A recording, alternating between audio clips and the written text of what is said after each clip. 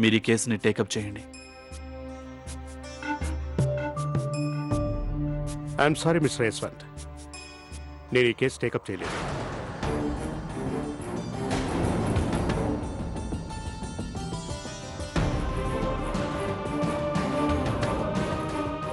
కానీ ఎందుకని?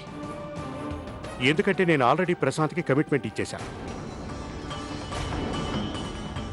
ఇక ఈ కేసులో నేను తన కోసమే ఫైట్ చేస్తాను.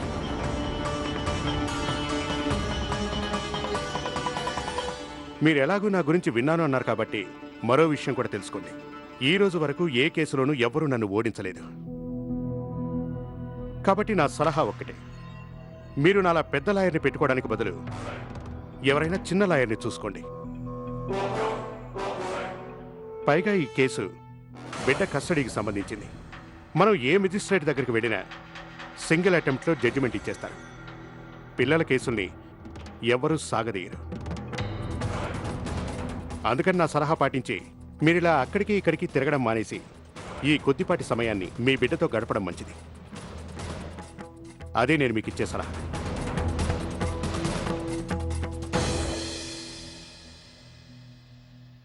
మీ కాన్ఫిడెన్స్ లెవెల్ సూపర్ సార్. కానీ క్షమించండి, ఇలా ప్రతిసారి గెలిచే ఈ రికార్డు ఉందే, ఈసారి అది పోతుంది. ఎందుకంటే ఈసారి మిమ్మల్ని ఎదిరించేది ఓ తండ్రి. నేను ఎట్టి పరిస్థితుల్లోనూ నా బిడ్డని కాపాడుకొని తీరుతాను.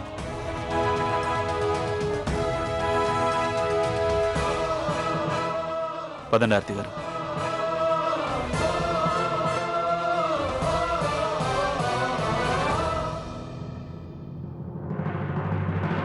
నాకు విషయం అర్థం కావట్లేదు యశ్వంత్ గారు. మీరే చెప్పారుగా ఆయన ఈ సిటీలో చాలా పెద్ద పేరున్న లాయర్ అని, ఆయన ఫీజు కూడా చాలా ఎక్కువగా తీసుకుంటారు అని. ప్రశాంత్కి అంత డబ్బు ఎక్కడి నుంచి వచ్చి ఉంటుంది? వాళ్ళ తల్లిదండ్రుల దగ్గర నుంచి అంత డబ్బు తీసుకున్నా వాళ్ళు ప్రశాంత్కి ఈ విషయంలో సాయం చేయరే. మరి ప్రశాంత్ వెనుకున్నది ఎవరై ఉంటారు? నాకు చాలా భయంగా ఉంది యశ్వంత్ గారు. ఆ లాయర్ చాలా కాన్ఫిడెంట్గా చెప్పారు గెలుస్తామని. నాకు చాలా భయంగా ఉంది. ఆర్తి గారు, వాళ్ళు అనుకుంటే సరిపోతుందా? చూడండి ఆర్తి గారు, మీరేం టెన్షన్ పడకండి. మీరే అన్నారుగా మంచి మనుషులకి ఆ భగవంతుడు ఎప్పుడు తోడుంటాడని. ఇక చూడండి, అంశు మనతో పాటే ఉంటాడు. ఎవ్వరు మన నుండి అంశుని మనకు దూరం చేయలేరు. మీరు పని చేయండి, ఒక నవ్వు నవ్వండి చాలు. మీ ఈ చిరునవ్వు నాకు కొండంత ధైర్యాన్ని ఇస్తుంది. పదండి, నేను మిమ్మల్ని ఇంటి దగ్గర విడిచిపెడతాను. పిల్లలు వచ్చేస్తూ ఉంటారు. ఇక ఆ తర్వాత నేను బ్యాంకుకు కూడా వెళ్ళాలి. పదండి.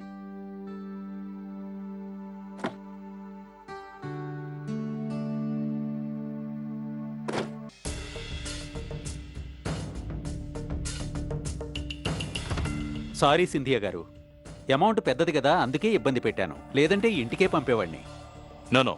No problem. ఇదిగోండి మీరు అడిగిన చెక్. Thank you. ఇది తీసుకోండి, మొత్తం 20 లక్షలు.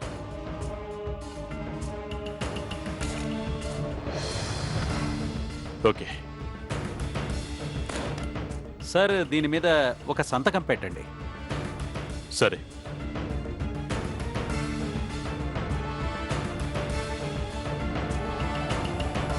Thank you.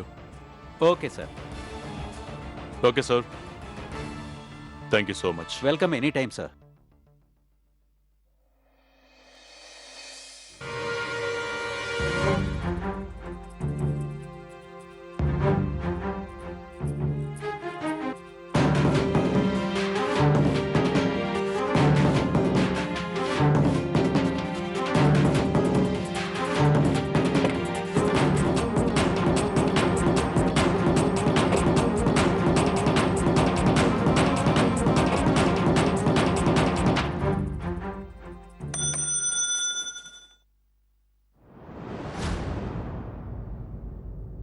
సింధియా గారు తన సెల్ ఫోన్ మర్చిపోయారే.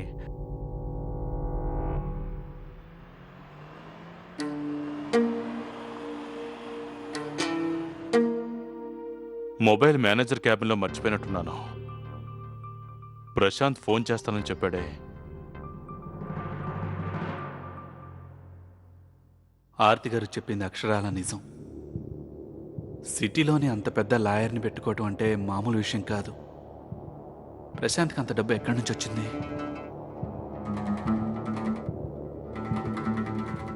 ఆ, సింధియా గారు వెళ్ళిపోయారా? ఆయన అప్పుడే వెళ్ళిపోయారు సార్. వెళ్ళిపోయారా? అవును సార్. యశ్వంత్ గారు, హాయ్, ఎలా ఉన్నారు? ఫైన్. మీరెలా ఉన్నారు? Hi, okay. మీరు వచ్చి మంచి పని చేశారు. మీ డాడీ నా టేబుల్ మీద తన సెల్ ఫోన్ మర్చిపోయి వెళ్ళిపోయారు. తీసుకోండి. Thank you. ఓకే యశ్వంత్ గారు, మీ ఇంట్లో అంతా ఓకే కదా?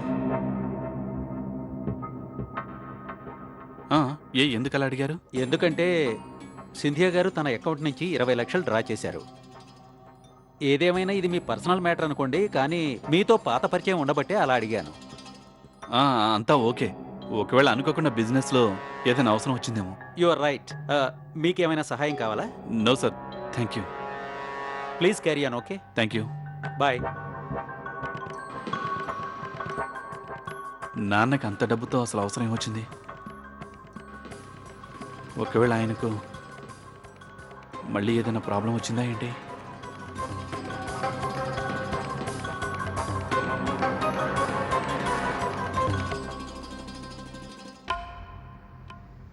డ్రైవర్ కార్ ఆపు. అలాగే సార్.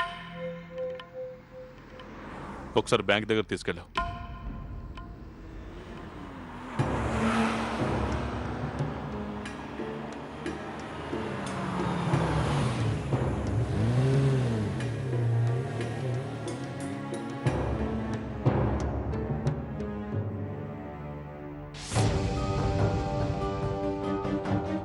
అసలు సంగతి ఏంటో అమ్మని అడగాలి.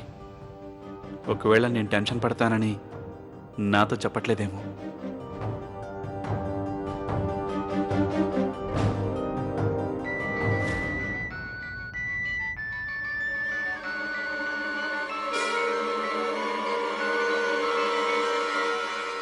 ప్రశాంత్ కాల్ చేస్తున్నాడు. నాన్నకెందుకు చేస్తున్నాడు? ఇతనికి నాన్నతో ఏం పని?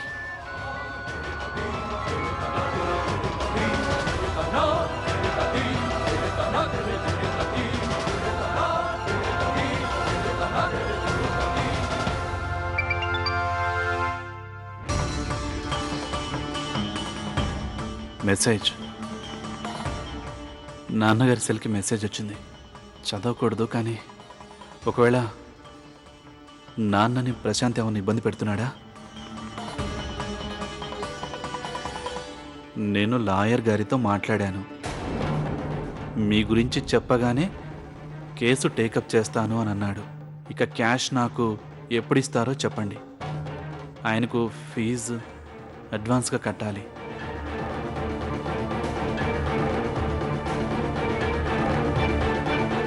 అంటే దీని అర్థం ప్రశాంత్కి సాయం నాన్న చేస్తున్నారన్నమాట.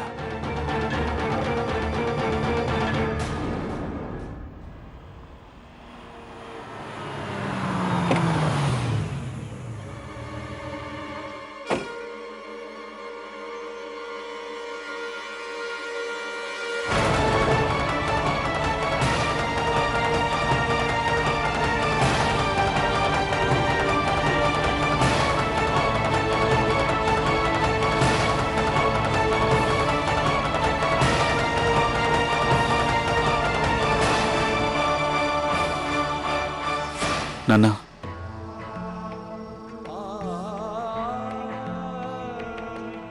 మీరు ఇలా చేస్తున్నారంటే నేనెంత మాత్రం నమ్మలేకపోతున్నాను. ఎందుకు నాన్న? నేను ఒప్పుకుంటాను, ఆర్తి గారు పొరపాటు చేశారు. మీ మనసుని నొప్పించారు. అందుకని మీరు విధించిన శిక్ష మేమిద్దరం నిజాయితీగా అనుభవిస్తున్నాం. ఇక ముందు కూడా అనుభవిస్తాం. ఎందుకంటే అది మా కర్తవ్యం. మీరు కోప్పడడంలో, శిక్ష విధించడంలో అర్థం ఉంది నాన్న. కానీ నాన్న, మీరు తప్పు చేశారు. మీరు ప్రశాంత్ని సపోర్ట్ చేయటం ఏంటి? అతని కోసం మీరు మీ కన్న కొడుకే అన్యాయం చేస్తున్నారు కదా నాన్న. మీరు ఏ వ్యక్తికి సహాయపడుతున్నారంటే అతను చెడ్డవాడు. అతను మా నుండి మా అనుషుని దూరం చేస్తాడని తెలిసి కూడా ఎందుకు నాన్న? మీరెందుకు ఇలా చేయాల్సి వస్తుంది? జవాబు చెప్పండి.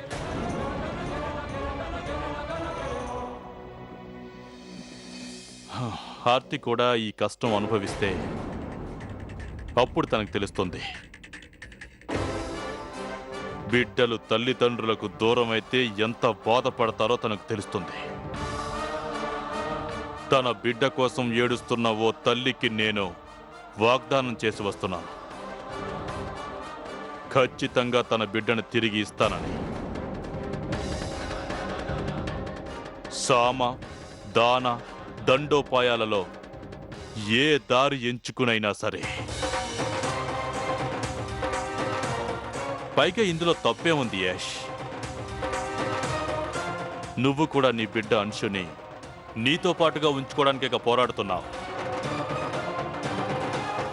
నేను నా బిడ్డని తిరిగి పొందాలని ట్రై చేస్తున్నాను. ఒకవేళ చెడ్డవాడికి సాయం చేస్తే నా కొడుకు నాకు దక్కుతాడు అనిపిస్తే అలాగే. కానీ నా పోరాటం ఒక్కటే యష్. పైగా గమ్యం కూడా ఒక్కటే, బిడ్డని పొందడం. కానీ ఈ ధర్మయుద్ధంలో నాది తప్పు, నీది ఒప్పు. ఎలా అవుతుంది యష్?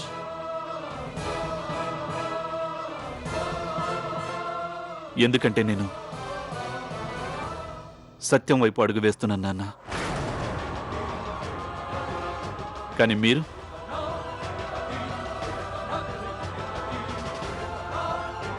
అసత్యపు మార్గాన్ని ఎంచుకున్నారు నాన్న. మీరు ఎటువంటి వ్యక్తికి సహాయపడుతున్నారంటే అతను ఒక దుర్మార్గుడు, పాపాత్ముడు, కన్న తండ్రికే ఏమాత్రం చేయూతనివ్వనివాడు. అతను బిడ్డనెలా కాపాడుకుంటాడు?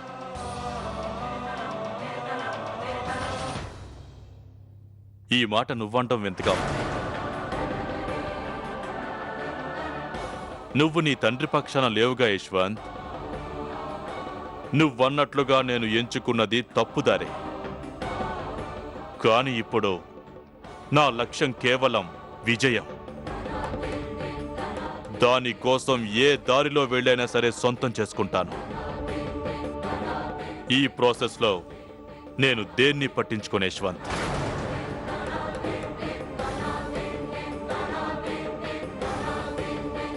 అయితే ఓకే నాన్న, మీరు నా మాట వినండి.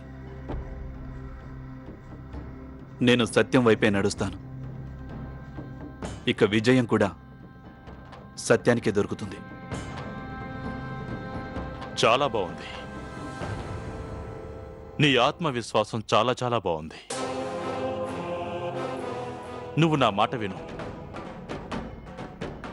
సూరజ్ ప్రతాప్ సింధియా ఇంతవరకు ఏ పని చెయ్యాలని నిర్ణయించుకున్నా అందులో ఓడిపోలేదు.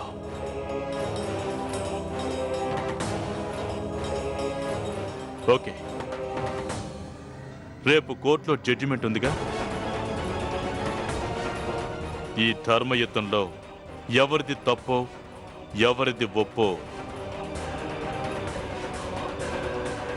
అందరికీ తెలిసిపోతుంది.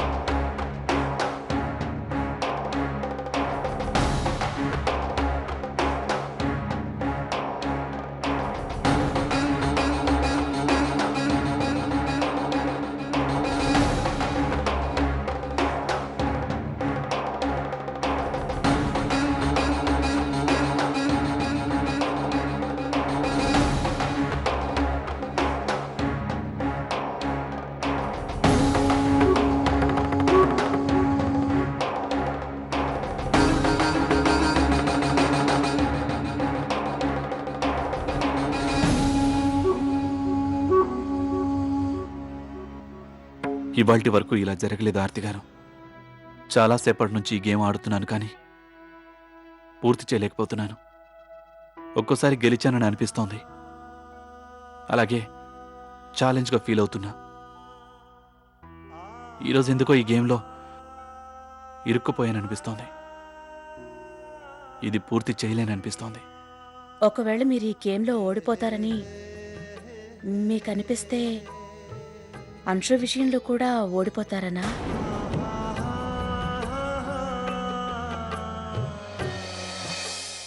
మీకో విషయం తెలుసా? మీతో నా పెళ్లి జరగటానికి ముందు రోజు రాత్రి నేను చాలా టెన్షన్ పడ్డాను, చాలా స్ట్రెస్ అవుట్ అయ్యాను. మరో విషయం ఏంటంటే నేను ఈ గేమే ఆడానప్పుడు.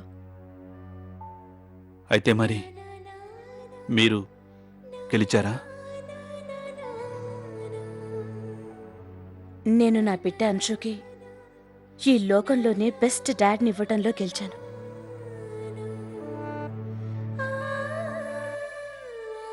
కానీ నాకెందుకు అర్థం కావటం లేదు ఆర్తి గారు. ఈ గేమ్ నేను ఎందుకు పూర్తి చేయలేకపోతున్నాను? ఒకవేళ నా ప్రయత్నంలో ఏదైనా లోపం ఉందేమో.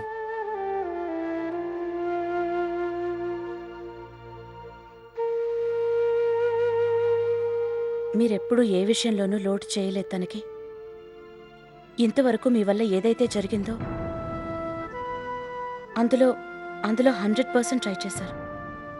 ఇంతవరకు మాకు సంబంధించి ఏ లోటు రానివ్వలేదు మీరు.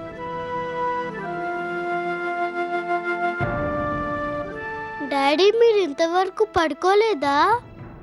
ఎస్ నాన్న, ఒక్క నిమిషం. ఈ గేమ్ పూర్తయిపోతే వెంటనే పడుకుంటాం. నువ్వు పడుకో. ఏం ఆడుతున్నావు డాడీ? చూపించు నాకు ఒక్క ఒకసారి. నిమిషం అంశు. అంశు,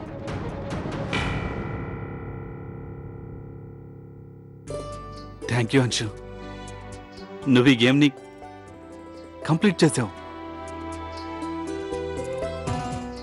ఎప్పుడైనా మీకు నమ్మకం వచ్చుంటుందిగా సమస్యలు ఈ గేమ్ లాగానే సెట్ అయిపోతాయని. విజయం మనదే అవుతుంది.